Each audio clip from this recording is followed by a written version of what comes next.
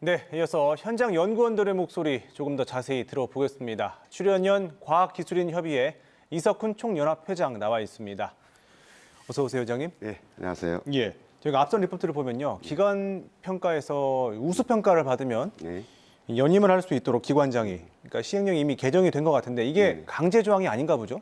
네, 연임은 강제 조항은 아니고요. 예, 우수 이상을 기관 평가를 받으면 예, 연임할 수 있는 자격이 되는 거고요. 예. 연임을 하고 안 하고는 이제 그 이사회에서 최종 결정을 하게 돼 있습니다. 그럼 과거에도 비슷하게 뭐 우수 평가를 받은 기관들이 있을 때 그때 그 기관장들은 어떻게 됐습니까? 네, 그 키스트인 경우에도 연임이 됐고요. 예.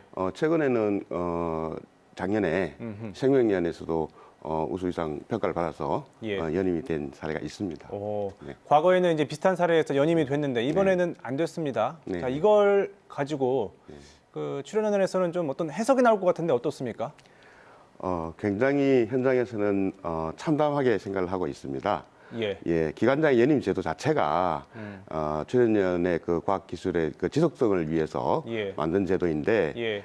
그런 자격이 된 기관에서조차 연임이 안 돼서 현장에서는 과연 이 출연연의 그 과학기술 연구를 예. 지속성에 대해서 정부에서 고민을 하고 있는지 좀 고민을 하고 있습니다.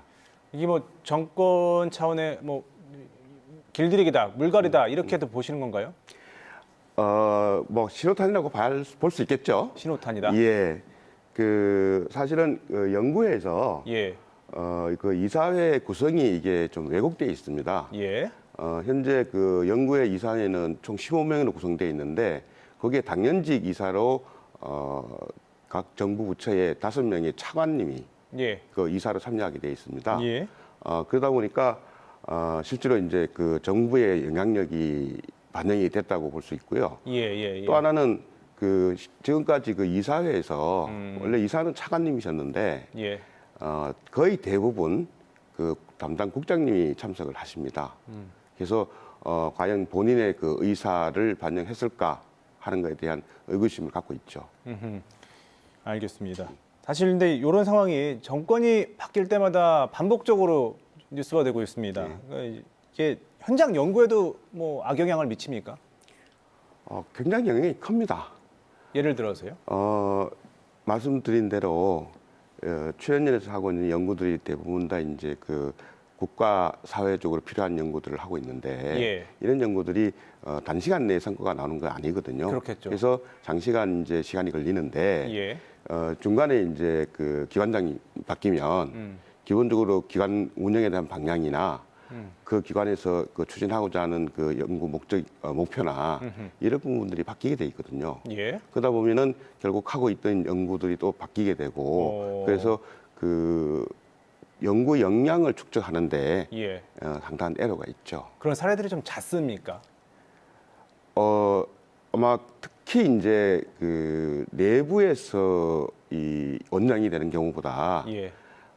이런 정권이 바뀔 때 이제 일어나는 이 교체기에 그 기관장 변경돼서 오시는 분들 중에 거의 외부에서 오시는 분들. 예, 외부에서 오시는 분들인 경우에 예. 그냥 기관을 잘 모르거든요.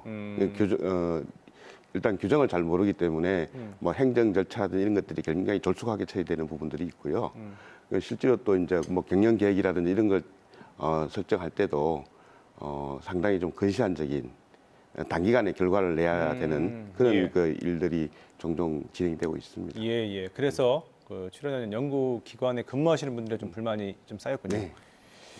자, 연구에만 집중할 수 있도록 좀 제도적 개선이 필요해 보이는데 어떤 점이 필요하다고 보시는지 끝으로 이 말씀 듣고 마무리하겠습니다. 네. 연구에는 그 자율성이 필요합니다. 예. 그리고 그 자율성에 대한 어떤 책임감도 갖고 있겠죠. 근데 이 자율성을 확보하기 위해서는 결국은 이 인사권과 예. 예산권이 확보가 돼야 됩니다. 근데 현재 국가과학기술연구회에서는 예. 이 인사권 당연히 규정에는 돼 있지만 실제로 인사권을 행사를 못 하고 있고요. 그다음에 예산권 같은 경우에도 예. 직접 과기부나 기획재정부를 통해서 예. 예산 활동을 해야 되고 그래서 그 예산을 갖다가 쓰는 데 있어서도 일단 연구에서 어떤 그 자율권이 지금 부족합니다. 그래서 이 독립성을 가지려면 무엇보다도 우선 그 인사권과 예산권이 연구회에 확보가 돼야지 그 독립적인 적이 확보가 되고 또 연구에 연구원들이 연구에 몰입할 수 있는 그런 환경이 된다고 저는 생각을 합니다. 예, 알겠습니다. 오늘 말씀 여기까지 듣고서 마무리하겠습니다. 선생님 고맙습니다. 네, 감사합니다.